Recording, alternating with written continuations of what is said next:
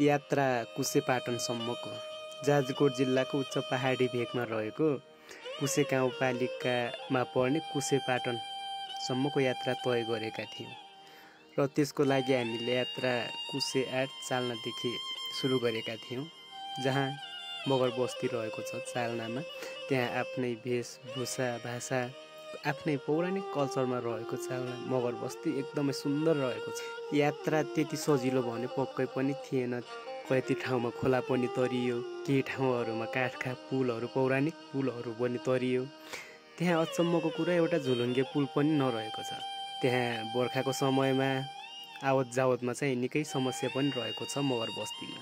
त्यहाँ अनिवार्य नै एउटा झुलुङ्गे पुलको आवश्यक पनि देखिन्छ।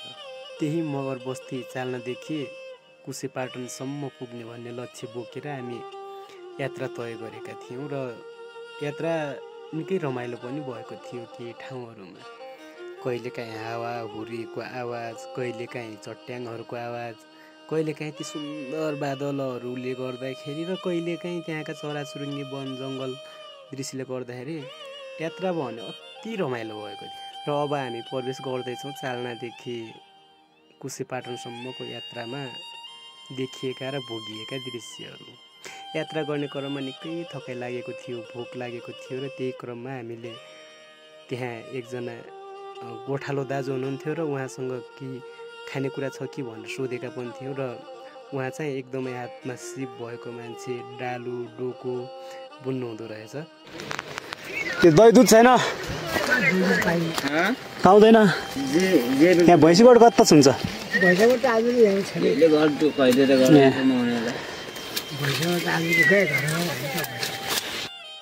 अनि रातिको बसाइमा हामी यसरी बसेका थियौँ। एउटा गोठ थियो, त्यो गोठमा आगो बालेर हामीहरू बसेर केही खानेकुराहरू बोकेका थियौँ। ती खानेकुराहरू खाएर त्यो रात हामी ब्याउली ढुङ्गासम्मको यात्रा गरेर त्यतै बसेका पनि थियौँ। बिहानको 6 बजे फेरि पनि हामीले ब्याउली ढुङ्गादेखि यात्रा तय गऱ्यौँ। हाम्रो यात्रा सजिलो पक्कै पनि थिएन। कुसे पाटनमा विभिन्न प्रकारका जनावरहरू, विभिन्न प्रकारका जडीबुटीहरू र बहुमूल्य जडीबुटी यार्स गुम्बा पाइन्छ भनेर पनि केही स्थानीयहरूले मलाई भनेका थिए। के जडी गरे? धुपजडी, खै भुतकेस पनि भन्छ। भुतकेस होइन, हो भुतकेस फरक हुन्छ यार। बाया जडी त्यही हो त।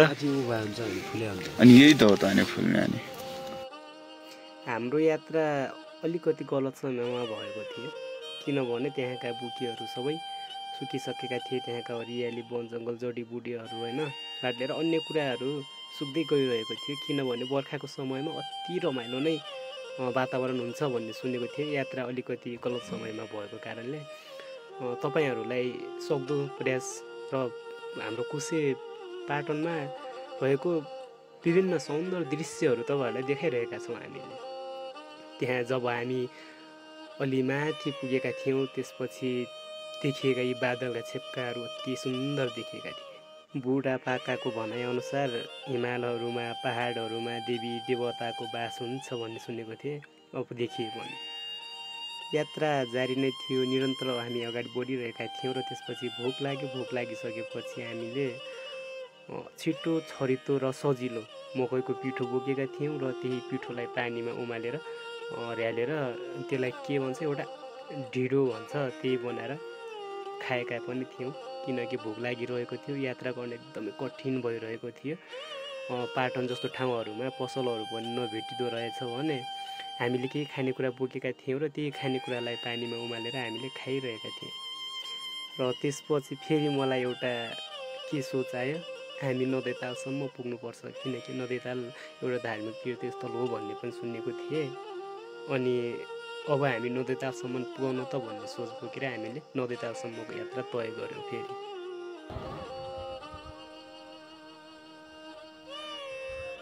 नदैतालमा पुगिसकेपछि मलाई झन् अति रमाइलो लागेको थियो। त्यो ताल नजिकै रहेका केही साना मन्दिरहरू, नदैताल विशेष गरेर नदैताल जुम्लामा पर्दो रहेछ, तातोपानी गाउँपालिका जुम्लाको सिमाना र जाजरकोट जिल्लाको उच्च पहाडी भेगमा रहेको कुसे गाउँपालिका अन्तर्गत पर्ने कुसे पाटनको सिमानादेखि 10-15 मिनट हिँडियो भने यो नदैताल तपाईँहरूले देख्न सक्नुहुनेछ। नदैताल एउटा तीर्थस्थलको रूपमा पनि चिनिन्छ। जाजरकोट जिल्लाकै स्थानीयहरू र जुम्ला तातोपानीदेखि ती देवी देवताहरूलाई त्यहाँ नुहाउन ल्याइदो रहेछ।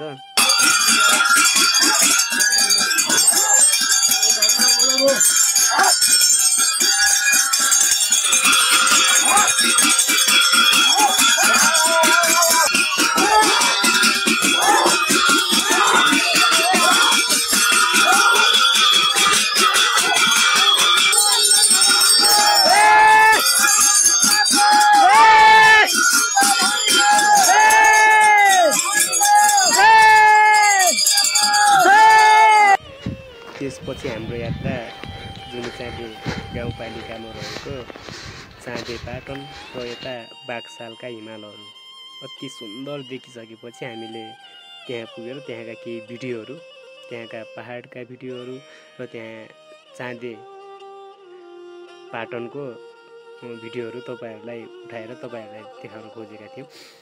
जाजरकोट जिल्लाको जुनिचाँदे गाउँपालिका यो चाँदे साइड र यो बागसाल अति सुन्दर रहेको छ। त्यहाँको पहाडहरू, त्यहाँका हिमालहरू, त्यहाँका वन जङ्गलहरू।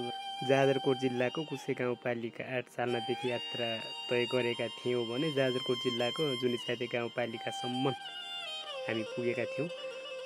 आउँदा दिनहरूमा यस्तै भिडियोहरू, यस्तै रमाइला दृश्यहरू देख्नको लागि हाम्रो पेज र हाम्रो युट्युब च्यानललाई सब्सक्राइब गरिदिनु होला।